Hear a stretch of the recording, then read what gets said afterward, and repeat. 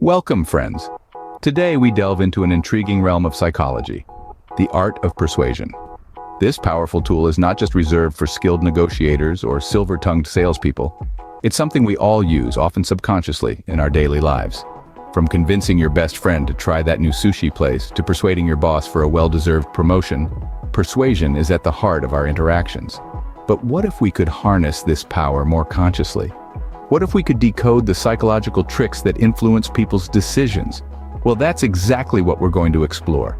We'll uncover the captivating science behind persuasion, taking you on a journey through entertaining demonstrations, real-world case studies, and even some practical exercises for you to sharpen your own persuasion skills. So, are you ready to unlock the secrets of persuasion? Buckle up. This journey is about to get fascinating. Let's kick things off with our first psychological trick, the reciprocity principle. This principle, coined by social psychologist Robert Cialdini, suggests that we humans have a natural urge to give back when we receive something first. It's almost like an unspoken social contract ingrained in us from an early age. Let's imagine a scenario. Picture yourself at a dinner party. The host, a friend of yours, has gone all out with a stunning buffet spread. You're enjoying the food, the company, the atmosphere. Then, out of the blue, your friend gifts you a beautifully wrapped box. You open it to find a vintage bottle of your favorite wine. Unexpected, but delightful. Now you're left with a feeling of indebtedness. You didn't bring a gift, but you've received one. The reciprocity principle kicks in. You feel the need to reciprocate, to give back in some way. Maybe you'll bring a gift to the next gathering or offer to host the next dinner party. This principle works because it taps into a deep-rooted sense of fairness and balance. It's a powerful tool in persuasion, used in everything from marketing to negotiation. So, the next time you want to influence someone, consider giving first. It could be a small favor, a thoughtful gift, or even a sincere compliment.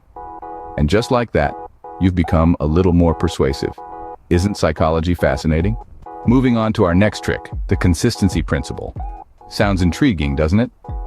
This principle is based on the idea that people like to be consistent with the things they have previously said or done. It's a psychological phenomenon that's deeply rooted in our desire for stability and predictability. Let's illustrate this with a lively example. Imagine you've just signed up for a new gym membership. You're excited, you're motivated, and you've told all your friends about your commitment to getting fit.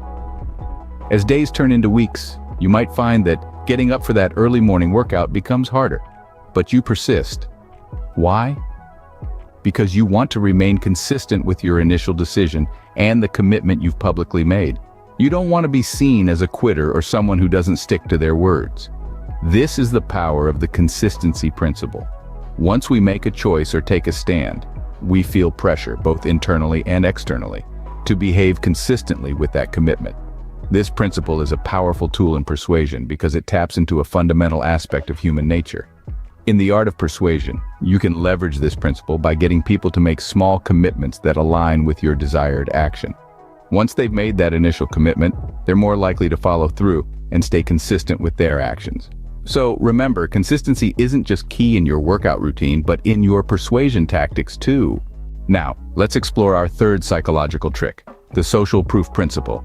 This principle plays upon our herd instinct, suggesting that we are more likely to take a certain action if we see others doing it. It's the psychological phenomenon where people assume the actions of others in an attempt to reflect correct behavior for a given situation. Imagine you're in a new city and you're trying to decide where to have dinner. You see two restaurants, one crowded and bustling with energy, the other almost empty. Which one do you choose? The crowded one, right? That's the social proof principle at play. We instinctively assume that if so many people have chosen that restaurant, it must be good. This principle is widely used in marketing and advertising. Ever notice how advertisements often highlight how many units of a product have been sold, or how many people have signed up for a service? That's social proof. They're trying to persuade you by showing that others have already made that choice.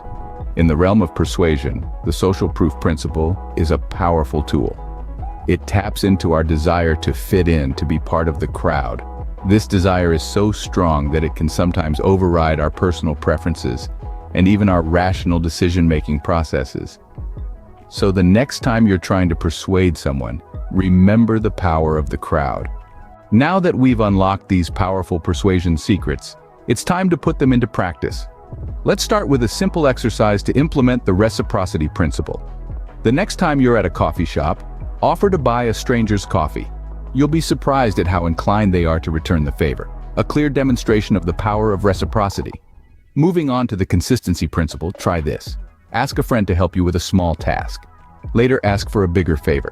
Chances are they'll agree to the larger request in order to stay consistent with their previous action. For the social proof principle, observe how people around you react in unfamiliar situations. You might notice that they look to others for cues on how to behave. This is social proof in action. For a hands-on approach, next time you're in a group setting, subtly lead the group's actions and watch as others follow suit. Remember, the key to mastering these principles is practice and observation. Keep these techniques in mind as you navigate your daily interactions. But a word of caution, these techniques are powerful tools and must be used responsibly. Persuasion is a skill that can build bridges and create wonderful opportunities, but misused, it can manipulate and deceive. And with that, we've reached the end of our journey into the art of persuasion. Remember, with great power comes great responsibility. Use these techniques wisely, and until next time, keep exploring the fascinating world of psychology.